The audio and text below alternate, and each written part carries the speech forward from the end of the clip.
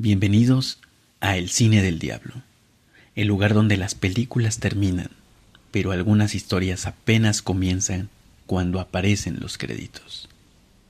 Esta noche vamos a entrar en una casa en las colinas de Hollywood, una de esas casas que, durante el día, parecen pertenecer a un sueño. Grandes ventanales, árboles perfectamente cuidados, una vista interminable de Los Ángeles y una ciudad que, cuando cae la noche, comienza a encenderse debajo de ellas como un enorme tablero de luces. Pero hay lugares que cambian después de que ocurre una tragedia. La misma habitación puede parecer diferente. El mismo pasillo puede adquirir otro significado. Y una puerta cerrada puede convertirse en algo mucho más inquietante que una simple puerta. En diciembre de 2009, una actriz de 32 años se enfermó dentro de aquella casa. Su nombre era Brittany Murphy. Para millones de personas, era la chica de Clueless, la voz de Loan en King of the Hill, la joven que había compartido pantalla con Eminem en 8 Mile y que había demostrado una y otra vez que detrás de aquella apariencia dulce existía una actriz capaz de moverse entre la comedia, el drama y personajes mucho más oscuros. Pero aquella mañana de diciembre no había cámaras, no había maquillaje, no había un director gritando ¡acción! Solo una casa, una familia y una mujer que llevaba varios días sintiéndose enferma. Afuera, Los Ángeles continuaba con su rutina. Los automóviles descendían por Sunset Boulevard. Los cafés comenzaban a llenarse. Los periódicos llegaban a las puertas de las casas. Las decoraciones navideñas iluminaban las calles. Era diciembre, la época del año en la que todo debería parecer más cálido. Dentro de aquella residencia, sin embargo, algo estaba a punto de cambiar. Brittany entró al baño. Pasaron unos minutos. Después, el silencio. Su madre comenzó a preocuparse. La llamó. No respondió. Volvió a llamarla. Nada. Entonces abrió la puerta y la encontró en el suelo. Los siguientes minutos fueron una carrera contra el tiempo. Una llamada al 911, paramédicos atravesando la puerta, una ambulancia esperando afuera, luces rojas reflejándose sobre las paredes de la casa, manos intentando devolverle la vida, y después un hospital, un pasillo, una puerta y una noticia que atravesaría Hollywood como una descarga eléctrica. Brittany Murphy había muerto. Tenía 32 años. Al principio parecía una tragedia médica, una enfermedad respiratoria, un cuerpo debilitado, una muerte inesperada. Pero 5 meses después, esa misma casa volvería a recibir una llamada de emergencia. Esta vez, encontrarían muerto a Simon Monjack, el esposo de Brittany. Misma residencia, misma familia, circunstancias médicas inquietantemente parecidas. 2 muertes, 5 meses, una casa. Y entonces comenzó la historia que convertiría una tragedia en uno de los misterios más perturbadores de Hollywood. ¿Había algo en aquella casa? ¿Una enfermedad? ¿Una negligencia? ¿Una coincidencia imposible? ¿O simplemente habíamos encontrado una explicación sobrenatural para algo que, en realidad, era mucho más humano y mucho más terrible? Porque cuando 2 personas mueren en el mismo lugar con apenas unos meses de diferencia, resulta casi imposible no mirar las paredes y preguntarse ¿qué ocurrió aquí? Esta noche en el Cine del Diablo vamos a entrar en esa casa, pero antes tendremos que regresar al principio, a una niña que soñaba con actuar, a una joven que llegó a Hollywood, a la mujer que conquistó las pantallas y a los últimos días de una estrella que, mientras el mundo seguía viéndola sonreír, ya estaba desapareciendo lentamente detrás de las luces. Apaga esas luces. La película está a punto de comenzar.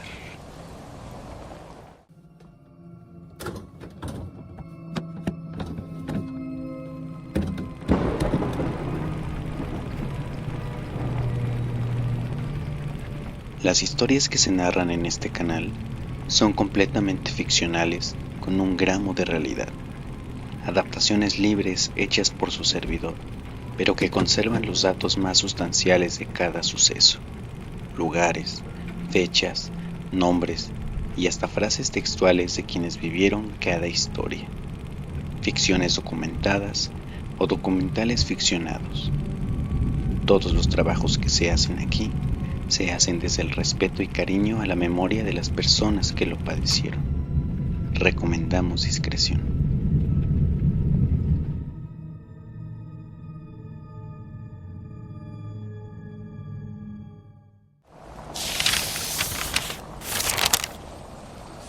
Antes de convertirse en un misterio, Brittany Murphy había sido una promesa.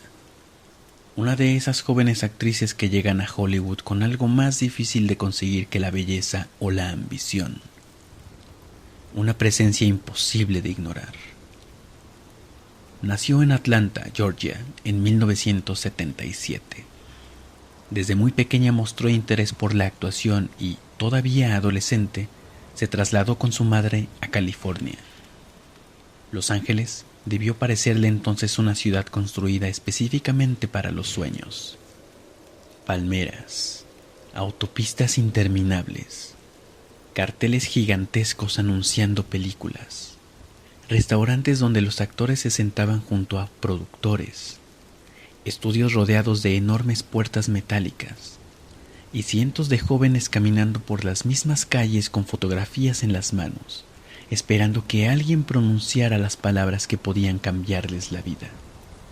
Te queremos para el papel. Brittany comenzó como comienzan casi todos: pequeños papeles, televisión, audiciones, horas esperando en pasillos, habitaciones de hotel, cafés donde repasaba diálogos mientras su madre la acompañaba. La fama todavía estaba lejos, pero algo empezó a cambiar en 1995. Ese año apareció en Clueless y Hollywood descubrió a Tai, la muchacha tímida, torpe, insegura, que llegaba a un mundo de adolescentes ricos y aparentemente perfectos. Brittany tenía una cualidad particular.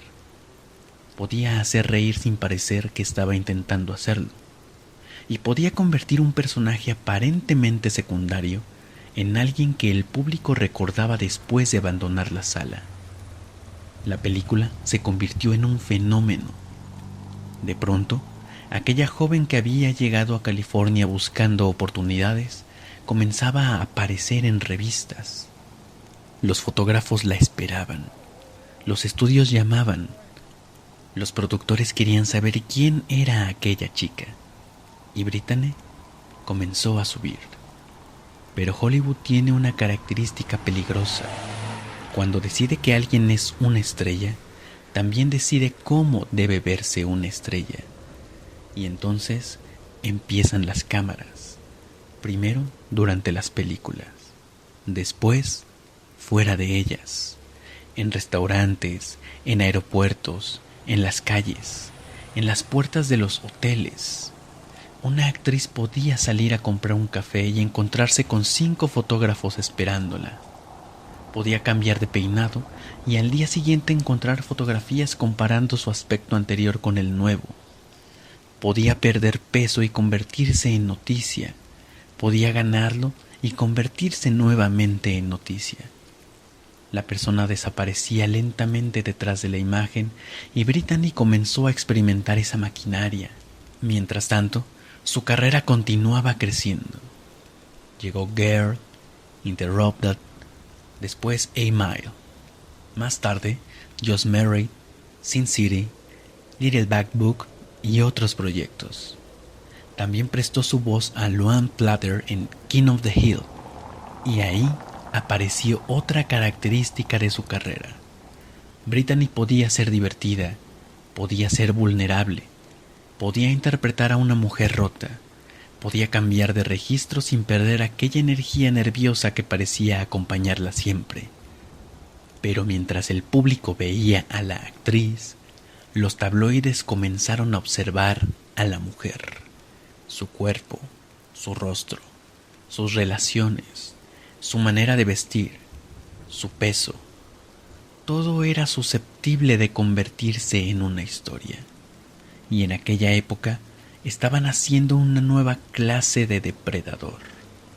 No necesitaba esconderse detrás de una cámara. Llevaba una cámara en las manos. El paparazzi. La celebridad podía estar caminando tranquilamente por Beverly Hills y de repente escuchar clic, otro clic, otro más. La luz blanca del flash golpeando los ojos. Una fotografía podía venderse por miles de dólares y cada fotografía podía generar una nueva historia. Brittany intentó mantener cierta distancia, pero la fama ya no era una puerta que pudiera cerrar. Era una habitación donde siempre había alguien observando. Y mientras su imagen pública comenzaba a transformarse, su vida privada también empezaba a cambiar. En 2007, conoció a Simon Monjack, un guionista británico. Su relación avanzó rápidamente. Se casaron ese mismo año. Y poco después comenzaron a vivir en una casa ubicada en las colinas de Hollywood. Una residencia grande, elegante y aislada. Desde allí podían observar Los Ángeles desde arriba. Durante el día, la ciudad parecía interminable. Por la noche, las luces se extendían hasta el horizonte. Era el tipo de casa que, desde fuera, parecía representar exactamente aquello que Hollywood promete: éxito, dinero, privacidad, una vida perfecta. Pero hay una ironía en las casas de las celebridades. Cuanto más grandes son las ventanas, más fácil resulta olvidar que alguien puede estar mirando desde afuera. Y con el tiempo, empezaron a circular historias alrededor de aquella residencia. La casa había tenido otros propietarios famosos. Algunos aseguraban haber sentido cosas extrañas allí.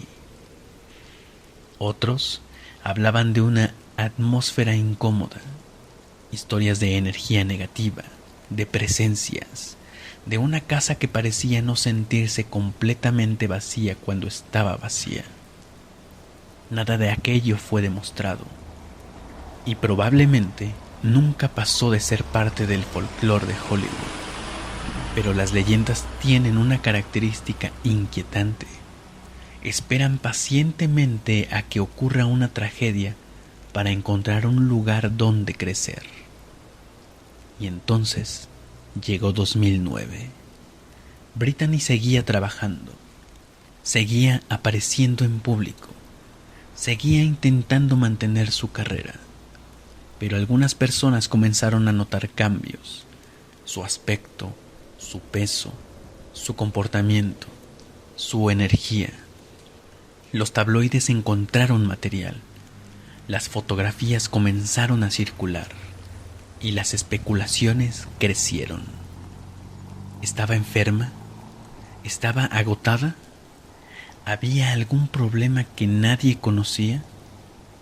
Muchas de aquellas historias fueron rumores, algunas fueron exageraciones, otras jamás pudieron demostrarse, pero existía algo que sí comenzaba a hacerse evidente. Brittany no parecía estar bien. Y entonces llegó diciembre. Los ángeles comenzaron a llenarse de luces navideñas. Los escaparates de Beverly Hills brillaban durante toda la noche. Las familias compraban regalos. Los estudios reducían su actividad antes de las vacaciones.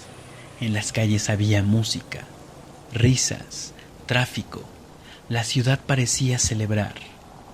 Dentro de la casa de Rising Glen Road, sin embargo, Brittany llevaba varios días enferma.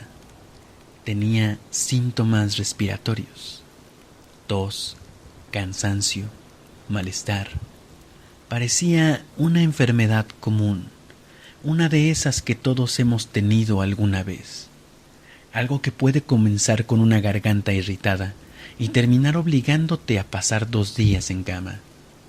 Pero aquella vez había algo diferente. Su cuerpo estaba luchando contra más de una cosa, y nadie sabía todavía hasta qué punto. La noche del 19 de diciembre pasó lentamente. Las luces de Navidad permanecían encendidas afuera. Dentro de la casa, el ambiente era mucho más silencioso. Brittany descansaba. Su respiración era cada vez más pesada, y mientras los ángeles dormían, la enfermedad avanzaba.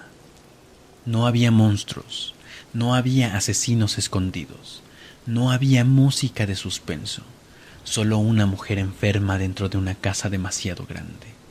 Y quizá esa sea una de las formas más aterradoras que puede adoptar una tragedia, porque cuando el peligro tiene rostro, podemos reconocerlo, pero cuando parece un simple resfriado, nadie sabe que ya está mirando el reloj, y el reloj está avanzando hacia el 20 de diciembre.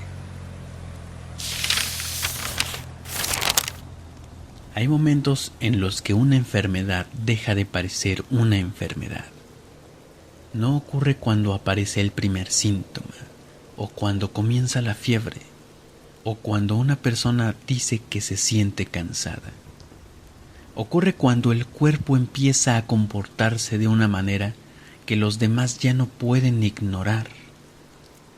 En la casa de Rising Glen Road, aquella transformación había comenzado lentamente. Una tos, después otra, una noche de sueño interrumpido, medicamentos sobre la mesa, vasos de agua, una caja de pañuelos que comenzaba a vaciarse. Nada que pareciera una emergencia, nada que justificara todavía una llamada al 911. Y ese era precisamente el problema, porque las tragedias más inquietantes no siempre entran por la puerta haciendo ruido. A veces se sientan tranquilamente en una habitación, esperan y dejan que todos continúen con su vida. La noche del 19 de diciembre de 2009, Los Ángeles estaba iluminado. Desde las colinas, la ciudad parecía un océano eléctrico. Las carreteras trazaban líneas rojas y blancas entre los edificios. Los anuncios luminosos seguían funcionando, aunque casi todos los habitantes de la ciudad estuvieran dormidos. Muy abajo, Hollywood continuaba despierto, pero en Rising Glen Road había otra clase de noche, una noche cerrada, silenciosa. Brittany estaba enferma, su madre estaba cerca. Simon Monjack también se encontraba en la casa. El exterior permanecía completamente tranquilo. Los árboles se movían ligeramente con el viento. Las ventanas reflejaban las luces de la ciudad. Y dentro del dormitorio, la respiración de Brittany se había convertido en el sonido dominante. Cada respiración parecía requerir un poco más de esfuerzo. Cada tos interrumpía el silencio. 1, 2, 3 veces. Después nada. Silencio. Durante unos segundos, La habitación volvía a quedar completamente quieta. Entonces, otra respiración, otra tos y nuevamente silencio. Era una escena que, vista desde afuera, habría parecido ordinaria. Una mujer enferma descansando en su habitación. Pero la medicina determinaría después que aquella enfermedad no era tan sencilla como parecía. Brittany padecía neumonía. También tenía una anemia importante. Y había medicamentos de venta con receta y de uso común en su organismo. Ninguno de estos elementos, aislado, explica completamente la sensación de tragedia que rodearía posteriormente aquella habitación. Juntos, formaban una combinación peligrosa. La madrugada avanzó. El reloj continuó moviéndose. Las 2, las 3, las 4. La casa permanecía en silencio. En algún momento, el sueño comenzó a apoderarse de todos, y esta es quizá la parte más perturbadora de la historia, porque mientras una persona puede estar deteriorándose físicamente, quienes la rodean pueden estar durmiendo a pocos metros de distancia. No hay una alarma, no hay una sirena, no hay una señal cinematográfica que anuncie ahora comienza la tragedia. Solo existe el tiempo. Y el tiempo no se detiene para pedir permiso. Llegó la mañana del domingo 20 de diciembre. La luz comenzó a entrar por las ventanas. Los primeros rayos iluminaron las paredes. Afuera, Los Ángeles despertaba. Un automóvil pasó frente a la casa, después otro. En algún lugar cercano alguien abrió una puerta. Una cafetera comenzó a funcionar. La ciudad estaba empezando otro día. Pero dentro de aquella residencia algo no estaba bien. Sharon Murphy se dio cuenta de que Brittany, su hija, seguía sintiéndose muy mal. La actriz habría estado débil durante varios días. La respiración era difícil, el cansancio era profundo. Y entonces ocurrió algo que convertiría una mañana normal en una pesadilla. Brittany se dirigió al baño. La puerta se cerró. Pasaron unos minutos. Nadie escuchó nada extraño. Después, silencio. Un silencio demasiado largo. Sharon llamó a su hija. No hubo respuesta. Volvió a llamarla. Nada. El pasillo parecía haberse quedado inmóvil. Sharon caminó hasta la puerta, la abrió y encontró a Brittany desplomada. La imagen debió resultar insoportable. Una mujer joven, inconsciente, en el suelo de un baño. El cuerpo que durante años había sido observado por millones de personas en las pantallas, ahora permanecía completamente inmóvil. Sharon pidió ayuda. Simon acudió. El teléfono fue marcado. 911.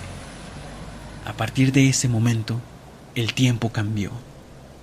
Ya no existían películas, ni estrenos, ni contratos, ni fotógrafos, ni Hollywood. Solo una pregunta. ¿Respira? Las instrucciones del operador de emergencias llegaron por teléfono. Los minutos comenzaron a convertirse en segundos.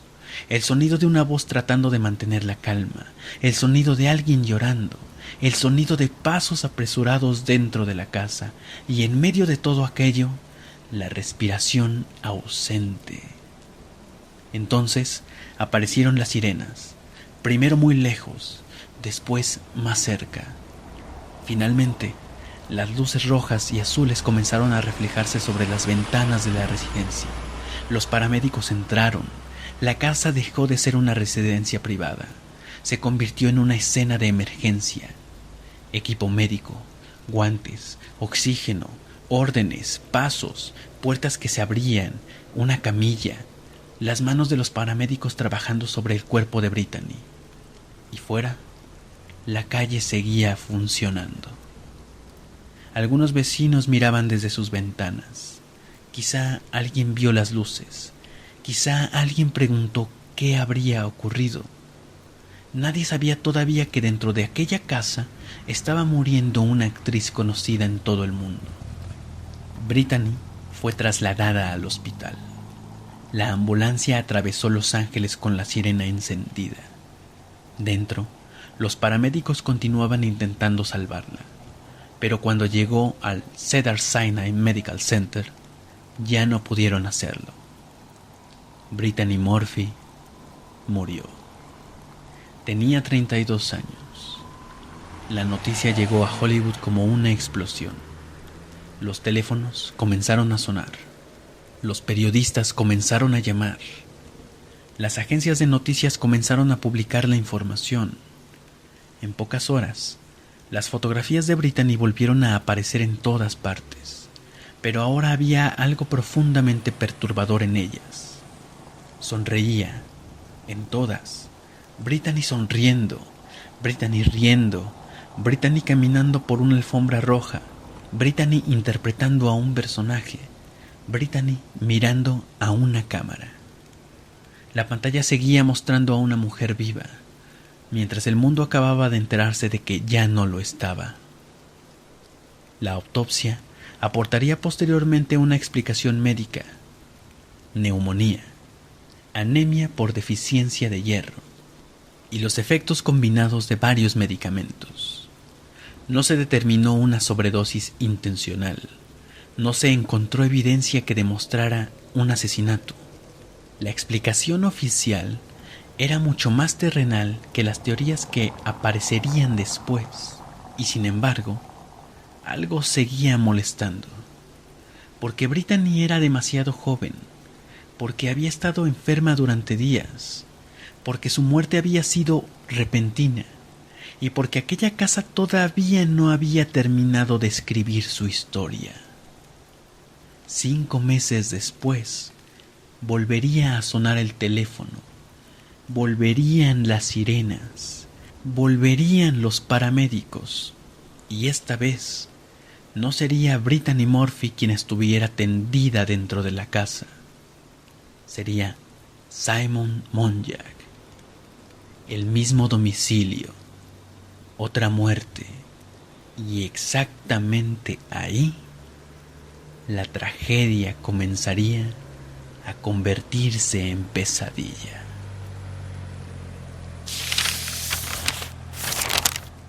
La historia habría podido terminar con la muerte de Brittany Murphy, una joven actriz, una enfermedad que se complicó, una autopsia, un funeral.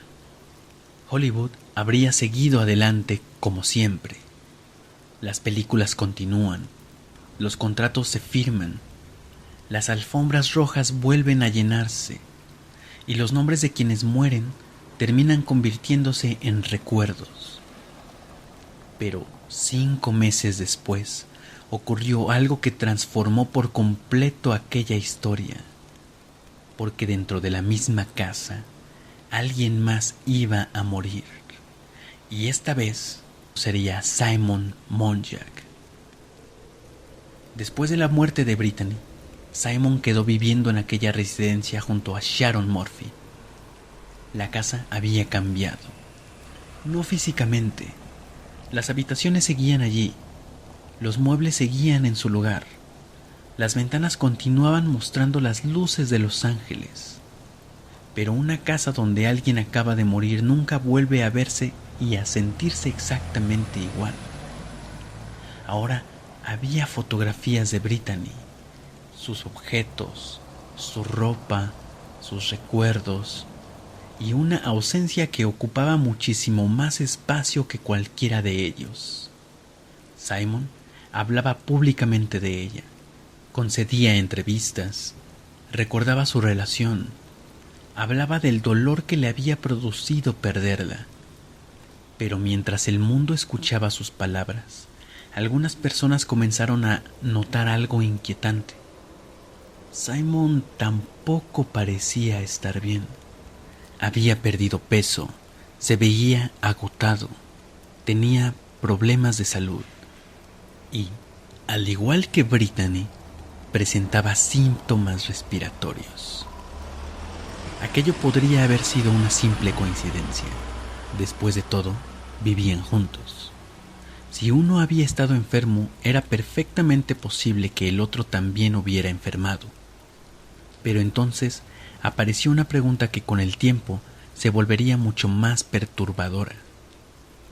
¿Y si la casa no era simplemente el escenario?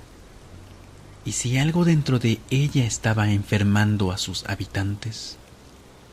La teoría comenzó a tomar forma alrededor del moho. En una vivienda de Los Ángeles podía existir humedad, filtraciones, hongos, problemas de ventilación, y algunos tipos de moho podían provocar problemas respiratorios. Pero había un problema. Las investigaciones posteriores no establecieron que el moho hubiera causado la muerte de Brittany. Tampoco demostraron que hubiera provocado la muerte de Simon. La explicación oficial continuaba apuntando hacia enfermedades respiratorias y otros factores médicos. Pero el misterio ya había encontrado su combustible, porque las fechas estaban ahí. 20 de diciembre de 2009, Brittany Murphy. 23 de mayo de 2010, Simon Monjack. 5 meses, la misma casa, 2 personas, 2 muertes.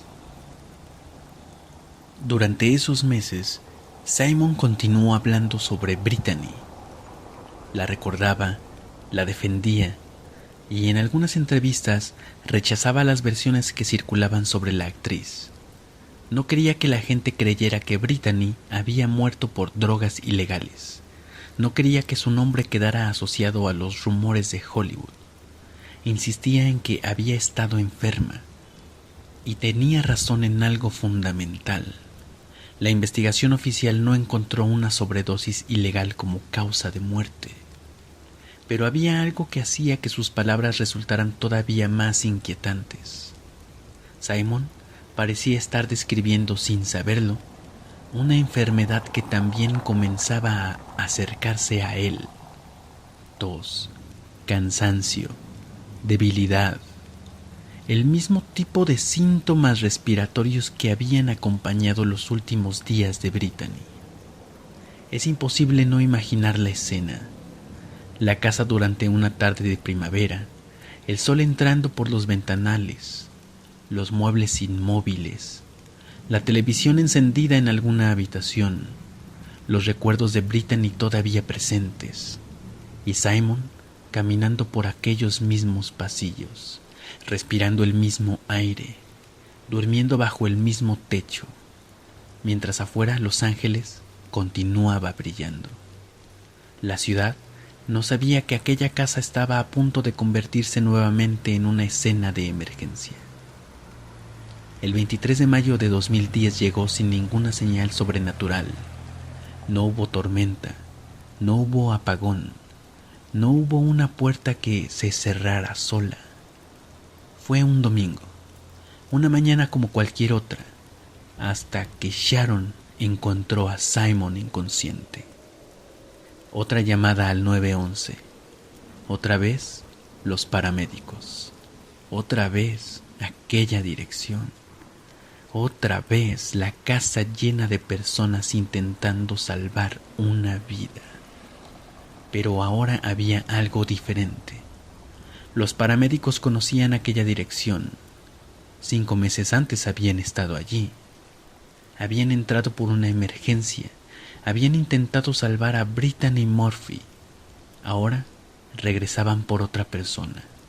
El mismo escenario, la misma urgencia y una sensación que debió resultar casi irreal. Simon tenía 40 años. Los equipos médicos intentaron reanimarlo, pero no pudieron. Fue declarado muerto. La noticia tardó muy poco en recorrer Hollywood. Al principio parecía imposible. Después comenzaron a aparecer los titulares. Muere el esposo de Brittany Murphy. Y entonces llegó la pregunta que convertiría todo aquello en una historia de misterio. ¿Cómo podían haber muerto dos personas en la misma casa con solo 5 meses de diferencia? La autopsia de Simon volvió a llevar la historia hacia un terreno médico. Neumonía, anemia severa y circunstancias compatibles con una enfermedad que había debilitado profundamente su organismo. No apareció una explicación que apuntara a un homicidio. No apareció una prueba definitiva de intoxicación. No apareció un asesino. Pero sí apareció una coincidencia extraordinaria. Brittany había muerto de neumonía. Simon también. Brittany tenía anemia. Simon también. Ambos habían estado viviendo en la misma casa y ambos habían muerto con apenas 5 meses de diferencia. Era demasiado extraño para que el público lo ignorara. Y entonces comenzó la leyenda. Algunos hablaron de moho, otros de contaminación, otros de medicamentos. Algunos llegaron todavía más lejos. Hablaron de envenenamiento, de conspiraciones, de secretos, de una casa maldita. La residencia dejó de ser simplemente una propiedad, se convirtió en personaje. Y esa es una de las cosas más fascinantes del caso, porque probablemente nunca hubo una casa maldita, pero después de 2 muertes, era imposible que la gente dejara de verla como tal. Con los años, la teoría del moho adquirió especial fuerza. Incluso, Sharon Murphy llegó a sostener públicamente que la exposición a moho podía haber tenido relación con las muertes. Pero los investigadores y médicos forenses no establecieron que esa fuera la causa. Y aquí aparece una de las partes más incómodas de la historia. La explicación real puede ser mucho menos espectacular que el misterio. 2 personas que compartían una vivienda. 2 personas que podían haber estado expuestas a los mismos factores ambientales. 2 organismos debilitados. 2 neumonías. 2 muertes. Una coincidencia estadísticamente inquietante. Y ninguna respuesta capaz de satisfacer nuestra necesidad de encontrar un culpable. Porque nosotros queremos un monstruo, queremos una habitación secreta, queremos una sustancia invisible, queremos una casa que respire por las noches, queremos mirar una fotografía y encontrar algo escondido en una ventana. Pero quizá el verdadero horror sea otro. Quizá no haya nada sobrenatural, quizá no haya un asesino, quizá solo haya una enfermedad que nadie tomó suficientemente en serio. Un cuerpo debilitándose, una serie de medicamentos, una atención médica que pudo no haber llegado a tiempo y una familia que nunca volvió a ser la misma. La casa de Rising Glen Road terminaría siendo vendida. Las habitaciones cambiarían, los muebles desaparecerían, la decoración sería renovada, la propiedad encontraría nuevos habitantes y la vida continuaría, como siempre. Los Ángeles seguiría iluminándose cada noche. Nuevas estrellas aparecerían, nuevas películas llegarían a los cines, nuevos nombres ocuparían las portadas, y Brittany Murphy permanecería en otro lugar, en las películas, en las fotografías, en la memoria de quienes crecieron viéndola. Quizá esa sea la parte más triste de todo, que una actriz cuya vida estuvo dedicada a crear personajes terminó siendo reducida durante años a una pregunta. ¿Cómo murió? Cuando tal vez deberíamos comenzar por otra. ¿Quién fue? Fue una niña que quiso actuar, una joven que llegó a Hollywood, una actriz que consiguió convertirse en estrella, una mujer cuya vida quedó atrapada entre la fama, la exposición pública y circunstancias que todavía provocan preguntas. Y murió demasiado joven. Pero la historia no terminó con ella, porque 5 meses después murió Simon, y esa segunda muerte convirtió una tragedia en un misterio. Hoy sabemos muchas cosas. Sabemos cuándo murió Brittany, sabemos dónde, sabemos qué encontraron los médicos, sabemos cuándo murió Simon, sabemos qué encontraron en su organismo, sabemos que no existe evidencia concluyente de que la casa hubiera causado ambas muertes. Sabemos que no se estableció un homicidio, pero todavía queda algo que no podemos responder completamente. ¿Por qué? ¿Por qué 2 personas jóvenes murieron en la misma casa? ¿Por qué ambas desarrollaron enfermedades respiratorias? ¿Por qué las 2 tenían anemia? ¿Hubo factores ambientales que nunca comprendimos? ¿Fue simplemente una coincidencia extraordinaria? ¿O hubo una combinación de circunstancias que juntas resultó mortal? Quizá nunca lo sepamos. Y mientras tanto, la casa permanece como una especie de escenario abandonado. Imaginemos nuevamente sus pasillos, la noche, las ventanas, las luces lejanas de Los Ángeles, una habitación vacía, una fotografía de Brittany, un silencio que nadie interrumpe, y por un instante podemos imaginar que la casa vuelve a respirar, no porque esté embrujada, sino porque todas las casas hacen ruido cuando cae la noche. La madera se contrae, las tuberías crujen, el viento golpea una ventana, una puerta puede moverse unos centímetros. Nada sobrenatural, nada imposible, pero después de 2 muertes, cualquier sonido parece tener otra explicación. Y ese es quizá el verdadero poder del miedo.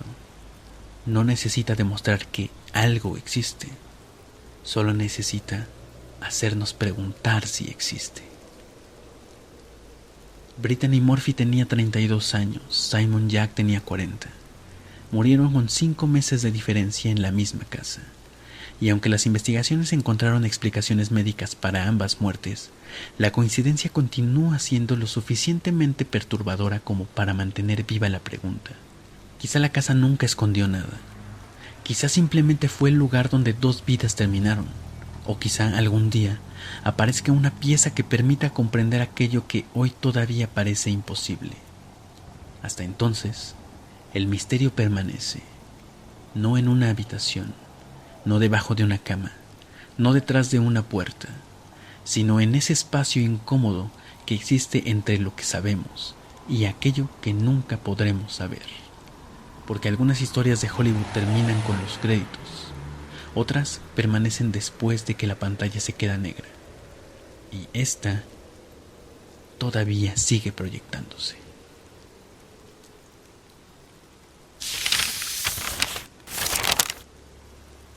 Esto fue El Cine del Diablo. Si esta historia les dejó alguna pregunta, quizá ese sea el propósito de los buenos misterios. No darnos una respuesta cómoda, sino obligarnos a mirar una segunda vez. Yo soy Cristian Romero y los espero en el próximo episodio. Apaguen las luces, porque nunca sabemos qué historia puede estar esperando cuando la pantalla se queda en negro. Hasta entonces.